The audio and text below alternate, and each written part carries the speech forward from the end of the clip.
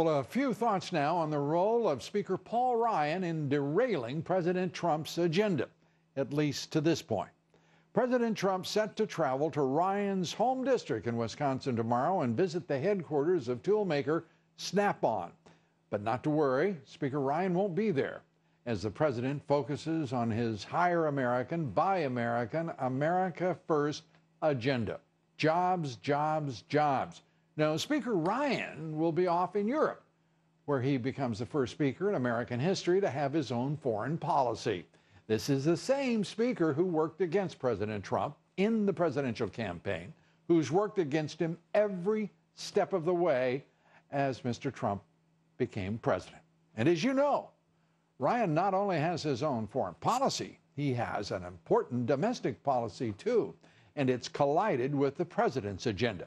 It's a dreadful mess that Ryan calls insufferably the better way. Get it? Better way. No one at the White House can explain why President Trump and his advisors have put up with Ryan. Ryan right now is the leader of the opposition just as surely as Chuck Schumer is the leader of the Dems. And just how unpopular is Speaker Ryan now that he's derailed the repeal and replacement of Obamacare and frustrated the Trump agenda? How unpopular is working against the president's tax reform initiative, working against the president's border wall, refusing to fund it? How unpopular is Ryan for all of that? Well, as you might guess, Ryan is outright reviled. Only 29% of voters approve of the job Speaker Ryan is doing, according to the latest Pew poll. In fact, Ryan's approval rating is lower than the three speakers who preceded him, regardless of party. Even lower rated than Boehner, Pelosi, and Gingrich. 58% of Republicans say the party is divided, and it's easy to see why.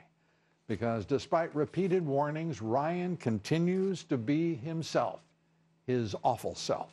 Ryan must be a lot smarter at politics than anyone could imagine, a lot smarter than he would lead anyone to believe, because what other lawmaker as incompetent as he could have people insist that Ryan accept the speakership when he claimed not to even want it, and now won't give up the speakership or the big old jetliner that takes him home every weekend to Janesville, Wisconsin, to spend time with his family. Admirable, but not particularly hard-working. Republicans have a lot to answer for, and far more if they don't throw Paul Ryan out of the Speaker's office and get on with the work that is in front of the entire nation. Now the quotation of the evening, and this one from Plutarch, who said this: "To make no mistakes is not in the power of man, but from their errors and mistakes the wise and good learn wisdom for the future." As is oft said, the future is now. We're coming right back.